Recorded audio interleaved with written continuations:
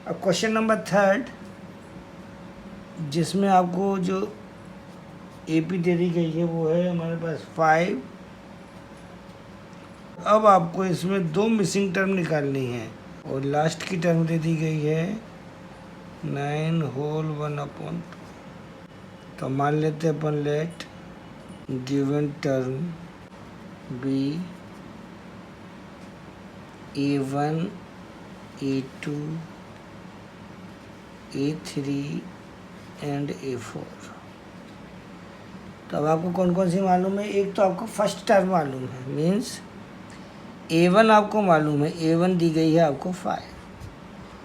और देखिए इसकी फोर्थ टर्म मालूम है आपको, फोर्थ टर्म मीन्स A4।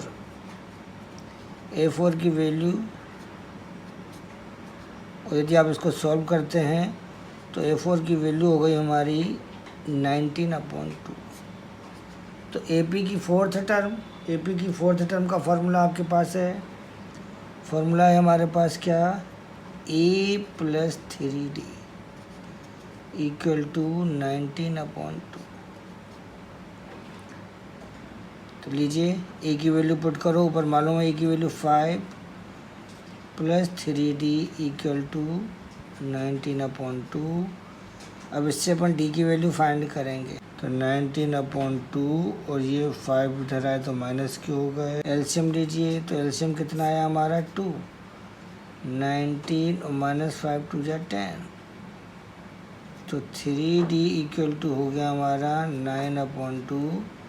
और जब आप D की वैल्यू निकालेंगे तो ये हो जाएगा 9/2 और इनटू में 3, और 3 से कैंसिल, तो 3 3 = 9। तो हमारी वैल्यू आ गई D की कितनी? 3/2। अब आपको कौन कौन सी टर्म निकालनी है? तो एक हमको निकालनी है सेकेंड टर्म A2। और AP की सेकेंड टर्म कैसे लिखते हैं अपन? A + D। A मालूम है आपको 5 और D कितना निकाला आपने? 3/2। लीजिए एलसीएम 2, 5 2 = 10 और 10 + 3 हो गई हमारी कितनी? 13/2। दूसरी मिसिंग टर्म कौन सी है आपकी? A3। और A3 की वैल्यू फार्मूला A + 2D। फिर वही A की वैल्यू 5 + 2D, 2 और D की वैल्यू 3/2।